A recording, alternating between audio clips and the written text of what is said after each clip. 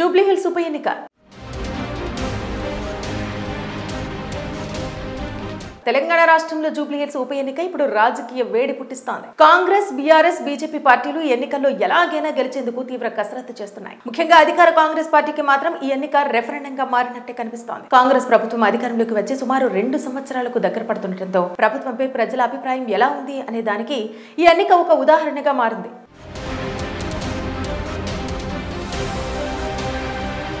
అంతేకాదు, Jubilee hills ఉప ఎన్నిక గెలుపుపైనే గ్రేటర్ హైదరాబాద్ మున్సిపల్ ఎన్నికల ప్రభావం కూడా ఉంటుంది కాబట్టి ఖచ్చితంగా జూబ్లీ హిల్స్ ఎన్నిక గెలిచి తీరాలని కాంగ్రెస్ పార్టీ భావిస్తోంది. అందుకోసమే కాంగ్రెస్ పార్టీ ఇన్ఛార్జి మీనాక్షి కూడా ఇప్పటికే పార్టీ ముఖ్య నేతలకు హుకుం జారీ చేశారు.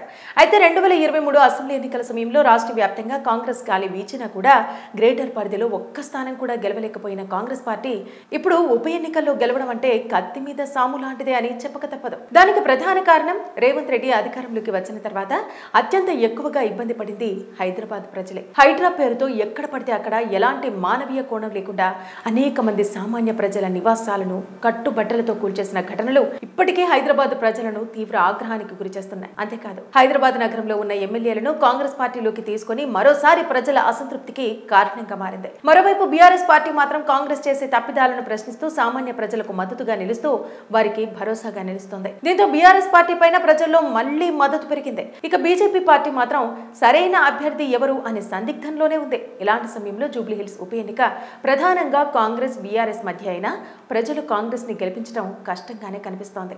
భారీగా డబ్బు ఖర్చు చేసినా, ఎన్ని ప్రలోభాలు పెట్టినా ఓటర్ల నాడిని తమ వైపు తిప్పుకోవడం కాంగ్రెస్ కు సవాలే అంటున్నారు రాజకీయ నిపుణులు.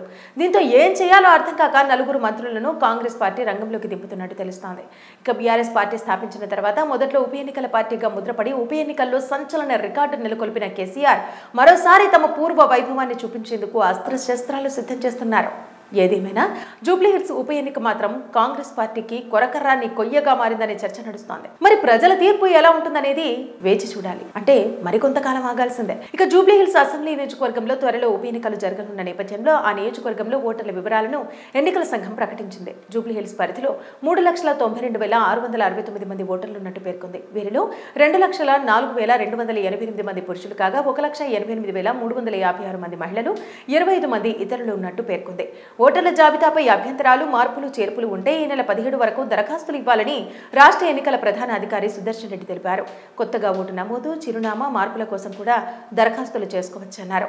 ఈ నెల 29 వరకు అభ్యంతరాలు, దరఖాస్తులను పరిశీలించి 30న ఓటర్ల తుది జాబితా ప్రకటిస్తామని వెల్లడించారు. నియోజకవర్గంలో 139 భవనాల్లో 407 పోలింగ్ స్టేషన్లు ఏర్పాటు చేయనున్నట్టు పేర్కొన్నారు. జూబ్లీ హిల్స్ ఉప ఎన్నిక తెలంగాణ రాష్ట్రంలో జూబ్లీ హిల్స్ ఉప ఎన్నిక ఇప్పుడు రాజకీయ వేడి పుట్టిస్తోంది. కాంగ్రెస్, బీఆర్ఎస్, బీజేపీ పార్టీలు ఎన్నికల్లో ఎలాగైనా గెలిచేందుకు తీవ్ర కసరత్తు చేస్తున్నాయి. ముఖ్యంగా అధికార కాంగ్రెస్ పార్టీకి మాత్రం ఈ ఎన్నిక రెఫరెండంగా మారినట్టే కనిపిస్తోంది. కాంగ్రెస్ ప్రభుత్వం అధికారంలోకి వచ్చి సుమారు 2 సంవత్సరాలకు దగ్గర పడుతుండటంతో ప్రభుత్వంపై ప్రజల అభిప్రాయం ఎలా ఉంది అనే దానికి ఈ ఎన్నిక ఒక ఉదాహరణగా మారింది.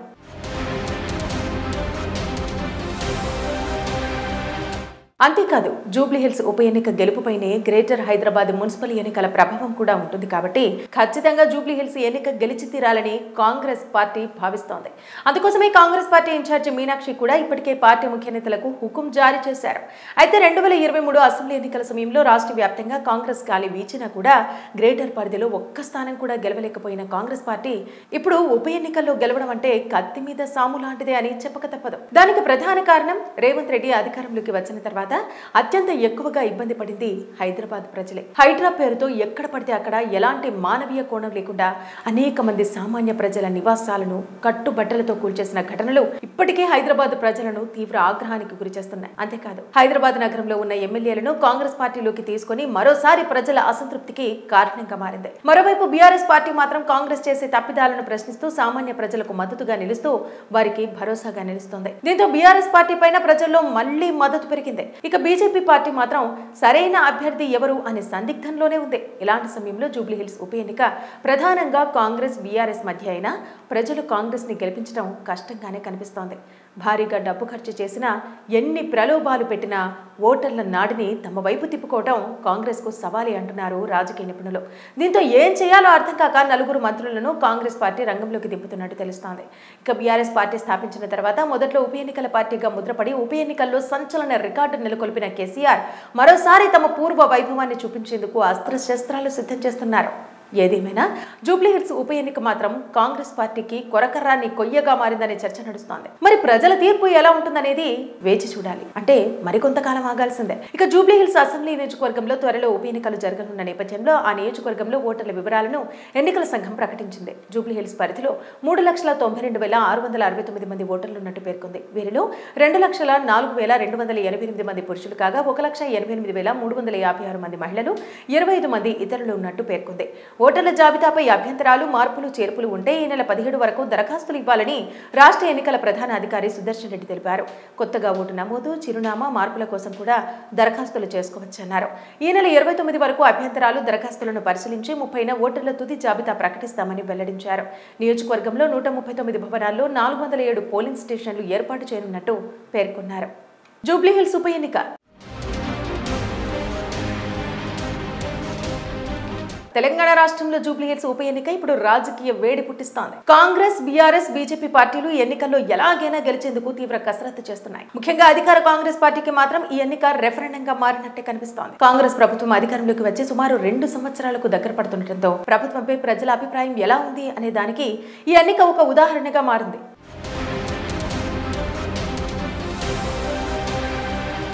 అంతేకాదు, జూబ్లీహిల్స్ ఉప ఎన్నిక గెలుపుపైనే గ్రేటర్ హైదరాబాద్ మున్సిపల్ ఎన్నికల ప్రభావం కూడా ఉంటుంది కాబట్టి ఖచ్చితంగా జూబ్లీహిల్స్ ఎన్నిక గెలిచి తీరాలని కాంగ్రెస్ పార్టీ భావిస్తోంది. అందుకోసమే కాంగ్రెస్ పార్టీ ఇన్ఛార్జి మీనాక్షి కూడా ఇప్పటికే పార్టీ ముఖ్య నేతలకు హుకుం జారీ చేశారు. అయితే 2023 అసెంబ్లీ ఎన్నికల సమయంలో రాష్ట్ర వ్యాప్తంగా కాంగ్రెస్ గాలి వీచినా కూడా గ్రేటర్ పరిధిలో ఒక్క స్థానం కూడా గెలవలేకపోయిన కాంగ్రెస్ పార్టీ ఇప్పుడు ఉప ఎన్నికల్లో గెలవడం అంటే కత్తి మీద సాము లాంటిదే అని చెప్పక తప్పదు. దానికి ప్రధాన కారణం రేవంత్ రెడ్డి అధికారంలోకి వచ్చిన తర్వాత అత్యంత ఎక్కువగా ఇబ్బంది పడింది హైదరాబాద్ ప్రజలే. హైడ్రా పేరుతో ఎక్కడ పడితే అక్కడ ఎలాంటి మానవీయ కోణం లేకుండా అనేక మంది సామాన్య ప్రజల నివాసాలను కట్టుబట్టలతో కూల్చేసిన ఘటనలు ఇప్పటికే హైదరాబాద్ ప్రజలను తీవ్ర ఆగ్రహానికి గురిచేస్తున్నాయి. అంతేకాదు, హైదరాబాద్ నగరంలో ఉన్న ఎమ్మెల్యేలను కాంగ్రెస్ పార్టీలోకి తీసుకుని మరోసారి ప్రజల అసంతృప్తికి కారణంగా మారింది. మరోవైపు బీఆర్ఎస్ పార్టీ మాత్రం కాంగ్రెస్ చేసే తప్పిదాలను ప్రశ్నిస్తూ సామాన్య ప్రజలకు మద్దతుగా నిలుస్తూ వారికి భరోసాగా నిలుస్తోంది. దీంతో బీఆర్ఎస్ పార్టీ పైన ప్రజల్లో మళ్లీ మద్దతు పెరిగింది. ఇక బీజేపీ పార్టీ మాత్రం సరైన అభ్యర్థి ఎవరు అనే సందిగ్ధంలోనే ఉంది. ఇలాంటి సమయంలో జూబ్లీహిల్స్ ఉప ఎన్నిక ప్రధానంగా కాంగ్రెస్, బీఆర్ఎస్ మధ్య అయినా ప్రజలు కాంగ్రెస్ ని గెలిపించడం కష్టంగానే కనిపిస్తోంది. భారీగా డబ్బు ఖర్చు చేసినా, ఎన్ని ప్రలోభాలు పెట్టినా ఓటర్ల నాడిని తమ వైపు తిప్పుకోవడం కాంగ్రెస్కు సవాలే అంటున్నారు రాజకీయ నిపుణులు. దీంతో ఏం చేయాలో అర్థం కాక నలుగురు మంత్రులను కాంగ్రెస్ పార్టీ రంగంలోకి దింపుతున్నట్టు తెలుస్తోంది. ఇక బీఆర్ఎస్ పార్టీ స్థాపించిన తర్వాత మొదట్లో ఉప ఎన్నికల పార్టీగా ముద్రపడి ఉప ఎన్నికల్లో సంచలన రికార్డు నెలకొల్పిన కేసీఆర్ మరోసారి తమ పూర్వ వైభవాన్ని చూపించేందుకు అస్త్రశస్త్రాలు సిద్ధం చేస్తున్నారు.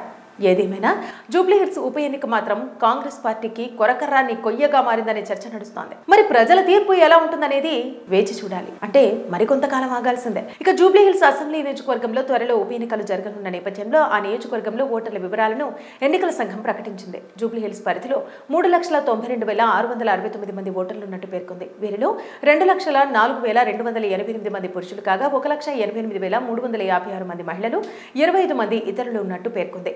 ఓటర్ల జాబితాపై అభ్యంతరాలు, మార్పులు, చేర్పులు ఉంటే ఈ నెల 17 వరకు దరఖాస్తులు ఇవ్వాలని రాష్ట్ర ఎన్నికల ప్రధాన అధికారి సుదర్శన్ రెడ్డి తెలిపారు. కొత్తగా ఓటు నమోదు, చిరునామా మార్పుల కోసం కూడా దరఖాస్తులు చేసుకోవచ్చన్నారు. ఈ నెల 29 వరకు అభ్యంతరాలు, దరఖాస్తులను పరిశీలించి 30న ఓటర్ల తుది జాబితా ప్రకటిస్తామని వెల్లడించారు. నియోజకవర్గంలో 139 భవనాల్లో 407 పోలింగ్ స్టేషన్లు ఏర్పాటు చేయనున్నట్టు పేర్కొన్నారు. జూబ్లీహిల్స్ ఉప ఎన్నిక తెలంగాణ రాష్ట్రంలో జూబ్లీహిల్స్ ఉప ఎన్నిక ఇప్పుడు రాజకీయ వేడి పుట్టిస్తోంది. కాంగ్రెస్, బీఆర్ఎస్, బీజేపీ పార్టీలు ఎన్నికల్లో ఎలాగైనా గెలిచేందుకు తీవ్ర కసరత్తు చేస్తున్నాయి. ముఖ్యంగా అధికార కాంగ్రెస్ పార్టీకి మాత్రం ఈ ఎన్నిక రెఫరెండంగా మారినట్టే కనిపిస్తోంది. కాంగ్రెస్ ప్రభుత్వం అధికారంలోకి వచ్చి సుమారు 2 సంవత్సరాలకు దగ్గర పడుతుండటంతో ప్రభుత్వంపై ప్రజల అభిప్రాయం ఎలా ఉంది అనే దానికి ఈ ఎన్నిక ఒక ఉదాహరణగా మారింది.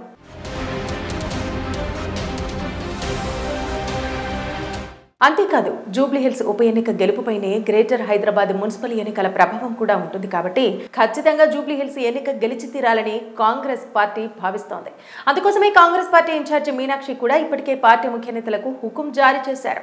అయితే 2023 అసెంబ్లీ ఎన్నికల సమయంలో రాష్ట్ర వ్యాప్తంగా కాంగ్రెస్ గాలి వీచినా కూడా గ్రేటర్ పరిధిలో ఒక్క స్థానం కూడా గెలవలేకపోయిన కాంగ్రెస్ పార్టీ ఇప్పుడు ఉప ఎన్నికల్లో గెలవడం అంటే కత్తి మీద సాము లాంటిదే అని చెప్పక తప్పదు. దానికి ప్రధాన కారణం రేవంత్ రెడ్డి అధికారంలోకి వచ్చిన తర్వాత అత్యంత ఎక్కువగా ఇబ్బంది పడింది హైదరాబాద్ ప్రజలే. హైడ్రా పేరుతో ఎక్కడ పడితే అక్కడ ఎలాంటి మానవీయ కోణం లేకుండా అనేక మంది సామాన్య ప్రజల నివాసాలను కట్టుబట్టలతో కూల్చేసిన ఘటనలు ఇప్పటికే హైదరాబాద్ ప్రజలను తీవ్ర ఆగ్రహానికి గురిచేస్తున్నాయి. అంతేకాదు హైదరాబాద్ నగరంలో ఉన్న ఎమ్మెల్యేలను కాంగ్రెస్ పార్టీలోకి తీసుకుని మరోసారి ప్రజల అసంతృప్తికి కారణంగా మారింది. మరోవైపు బీఆర్ఎస్ పార్టీ మాత్రం కాంగ్రెస్ చేసే తప్పిదాలను ప్రశ్నిస్తూ సామాన్య ప్రజలకు మద్దతుగా నిలుస్తూ వారికి భరోసాగా నిలుస్తోంది. దీంతో బీఆర్ఎస్ పార్టీ పైన ప్రజల్లో మళ్లీ మద్దతు పెరిగింది. ఇక బీజేపీ పార్టీ మాత్రం సరైన అభ్యర్థి ఎవరు అనే సందిగ్ధంలోనే ఉంది. ఇలాంటి సమయంలో జూబ్లీహిల్స్ ఉప ఎన్నిక ప్రధానంగా కాంగ్రెస్ బీఆర్ఎస్ మధ్య అయినా ప్రజలు కాంగ్రెస్ ని గెలిపించడం కష్టంగానే కనిపిస్తోంది. భారీగా డబ్బు ఖర్చు చేసినా ఎన్ని ప్రలోభాలు పెట్టినా ఓటర్ల నాడిని తమ వైపు తిప్పుకోవడం కాంగ్రెస్ కు సవాలే అంటున్నారు రాజకీయ నిపుణులు. దీంతో ఏం చేయాలో అర్థం కాక నలుగురు మంత్రులను కాంగ్రెస్ పార్టీ రంగంలోకి దింపుతున్నట్టు తెలుస్తోంది. ఇక బీఆర్ఎస్ పార్టీ స్థాపించిన తర్వాత మొదట్లో ఉప ఎన్నికల పార్టీగా ముద్రపడి ఉప ఎన్నికల్లో సంచలన రికార్డు నెలకొల్పిన కేసీఆర్ మరోసారి తమ పూర్వ వైభవాన్ని చూపించేందుకు అస్త్రశస్త్రాలు సిద్ధం చేస్తున్నారు. ఏదేమైనా జూబ్లీహిల్స్ ఉప ఎన్నిక మాత్రం కాంగ్రెస్ పార్టీకి కొరకర్రాన్ని కొయ్యగా మారిందనే చర్చ నడుస్తోంది. మరి ప్రజల తీర్పు ఎలా ఉంటుందనేది వేచి చూడాలి. అంటే మరికొంతకాలం ఆగాల్సిందే. ఇక జూబ్లీహిల్స్ అసెంబ్లీ నియోజకవర్గంలో త్వరలో ఉప ఎన్నికలు జరగనున్న నేపథ్యంలో ఆ నియోజకవర్గంలో ఓటర్ల వివరాలను ఎన్నికల సంఘం ప్రకటించింది. జూబ్లీహిల్స్ పరిధిలో 3,92,669 మంది ఓటర్లు ఉన్నట్టు పేర్కొంది. వీరిలో 2,04,288 మంది పురుషులు కాగా 1,88,356 మంది మహిళలు, 25 మంది ఇతరులు ఉన్నట్టు పేర్కొంది. ఓటర్ల జాబితాపై అభ్యంతరాలు, మార్పులు, చేర్పులు ఉంటే ఈ నెల 17 వరకు దరఖాస్తులు ఇవ్వాలని రాష్ట్ర ఎన్నికల ప్రధాన అధికారి సుదర్శన్ రెడ్డి తెలిపారు. కొత్తగా ఓటు నమోదు, చిరునామా మార్పుల కోసం కూడా దరఖాస్తులు చేసుకోవచ్చన్నారు. ఈ నెల 29 వరకు అభ్యంతరాలు, దరఖాస్తులను పరిశీలించి 30న ఓటర్ల తుది జాబితా ప్రకటిస్తామని వెల్లడించారు. నియోజకవర్గంలో 139 భవనాల్లో 407 పోలింగ్ స్టేషన్లు ఏర్పాటు చేయనున్నట్టు పేర్కొన్నారు.